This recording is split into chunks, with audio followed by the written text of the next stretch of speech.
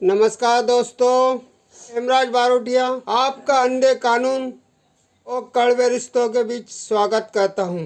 आज के वीडियो का टॉपिक उन महिलाओं पर केंद्रित है तो ज्ञानवान और सुंदरता की मूर्तियां हैं। कुछ हमारी महिलाएं क्रीम पाउडर लगाकर श्रृंगार करके अपने आप को सुंदरता की मूर्ति समझती हैं, लेकिन संस्कार के नाम पर उनके जीवन में या मन में कुछ नहीं होता।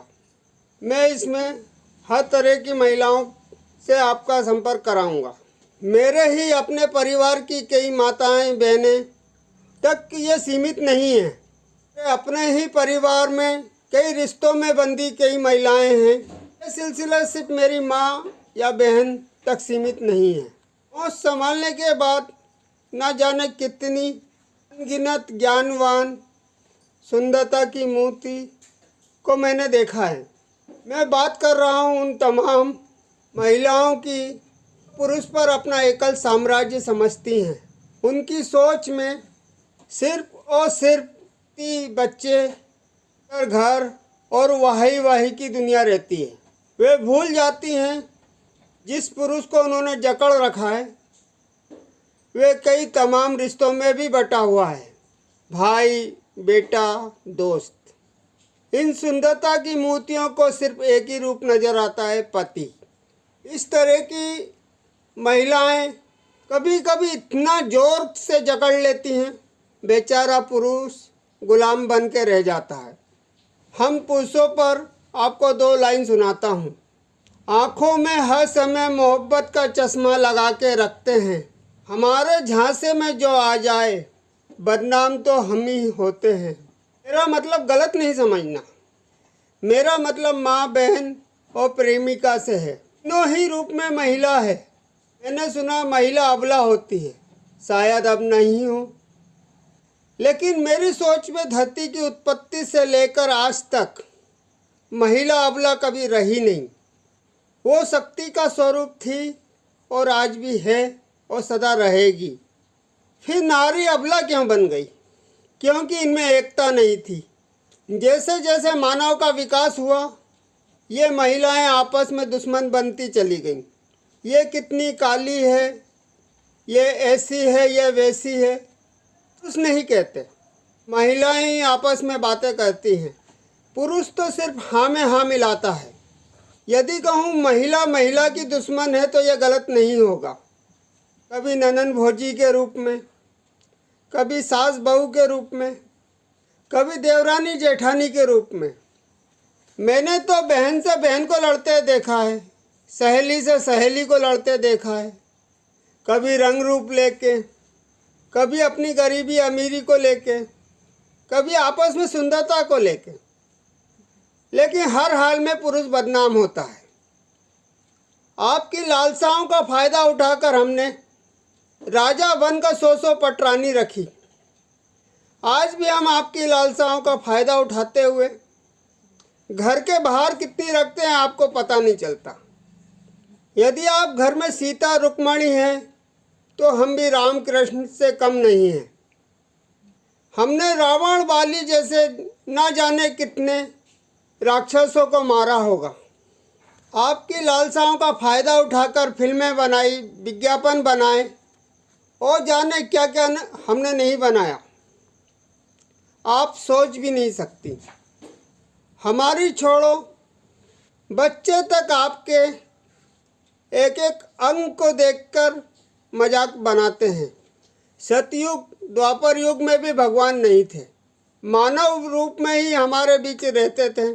एक अंतर जरूर था, राक्षस राक्षस जैसे दिखते थे और मानव मानव के जैसा दिखता था।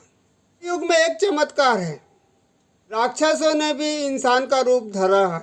मुझे झाड़ू लगाती, पोछा लगाती, घरों में काम करती हुई, अस्पतालों में डॉक्टर नर्स का काम करती, रोड बाज़ारों पर, ठेलों पर तरह के सामान बेचती, स्कूलों में नए बच्चों को संस्कार का पाठ पढ़ाती। महिलाएं अच्छी लगती हैं, लेकिन मेरे मन की खुशी अब 1000 गुना बढ़ जाती है जब झांसी की रानी को हाथ में तलवार लिए हुए अपने साम्राज्य पर उसकी रक्षा करते हुए बलिदान होती है। इंदिरा गांधी, प्रतिभा पाटिल जैसी महिला देश की बागडोर संभालती है। किरण बेदी जैसी महिला हमारी कानून व्यवस्था को देखती है। और जाने कितनी महिलाएं कलेक्टर, आईपीएस, पुलिस और फौजी की वर्दी में ये महिलाएं नजर आती हैं। लता मंगेशकर की तरह हमारे दिलों में समाई हैं। फिर इस नारी को अबला किसने बनाया? पहले भी बता चुका हूँ, नारी खुद अपने ही दुश्मन है। हम पुरुषों ने जब भी किसी अबला को देखा है, हम पुरुषों ने उसे बचाया है। लेकिन जब कोई बेचारा दिखता है, कोई बचाने नहीं आता। इस बेचारे को कोई कानून भी साथ नहीं देता। कानून भी बेचारे लोगों का साथ छोड़ देता है, क्योंकि इसे आप लोगों ने बेचारा बना दिया। हमारी बुराइयों की बातें मत करना। हम तो अपनी घर गृहस्थी और आपकी सुंदरता में खोए रहते हैं। हमें अपनी गृहस्थी और आपकी सुंदरता के सिवा कुछ नजर नहीं आता। जब कोई नारी संतान नहीं देती तो हम उसके साथ भी खुश रहना चाहते हैं। मन में ख्याल आता है अपना नहीं, किसी और का बच्चा अपनाकर उसका जीवन बनाएंगे। लेकिन हर बार संतानहीन महिला की दुश्मन महिला ही बनी। कभी माँ के रूप में, कभी बहन के रूप में, कभी भाभी के रूप में, कभी पड़ोसन के रूप में। आप सबने बहुत मजबूर किया है। आपने अपने ही अस्तित्व को गिराया है, कमज़ोर किया है। मेरे कुछ भाई झूठ भी बहुत अच्छे से बोलते हैं। घर में रुक्मणी सीता जैसी साथी को भी पाकर अपने को अकेला बताते हैं। हम सभी भाइयों को सुंदरता के सिवा कुछ नज़र नहीं आता। कुछ घर में ही खुश रह लेते हैं, कुछ बाहर भी देखते हैं। आपकी ही कोई बहन ज्ञानवान, सुंदर, मेरे इस झूठ बोलने वाले भाई के झांसे में आ जाती है। एक बार आप सब बहनें मिलकर इस झूठ बोलने वाले भाई को मिलकर इसके हाथ पांव तोड़ दो और अपनी बहन के भी बाल पकड़कर रोड पर घसीटते हुए लाओ। फिर देखना ये भाई मेरा झूठ बोलना छोड़ देगा। विश्वास दिलाता हूँ आपके इस काम में हर एक आपका साथ देगा। जब आप मिलकर हाथों में झाड़ू, डंडे और जाने क्या क्या लेकर मैदान में उतरती हो तो बहुत अच्छी लगती हो। आप अबला नहीं सबला लगती हो, एक शक्ति का स्वरूप लगती हो। बस मेरे कुछ बेचारे भाइयों की तरफ भी ध्यान रखो जो आपके झूठे आरोपों और आपके नखरों से परेशान होते हैं। आपकी छत्र छाया में भी रहकर कई भाई मेरे गुलामों सी जिंदगी जीते हैं। फिर आप अपने आप को अबला कैसे कहती हो? मुझे गुस्सा भी बहुत आता है जब कोई राक्षस किसी सीता, राधा, रुक्मणी या किसी गोपी का बलात्कार करता है, उसका चीरहरण करता है।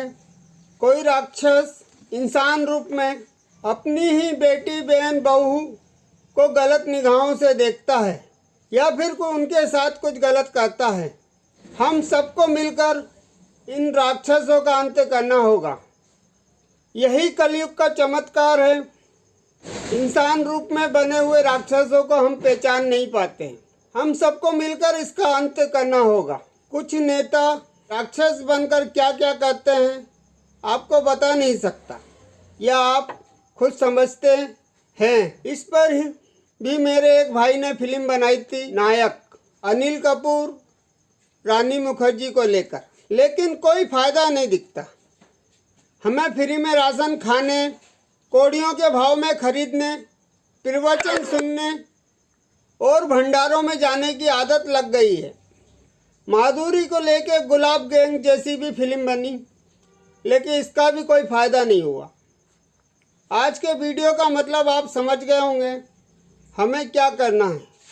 हम महिला पुरुष की खट्टी मीठी टकरारें चलती रहेगी।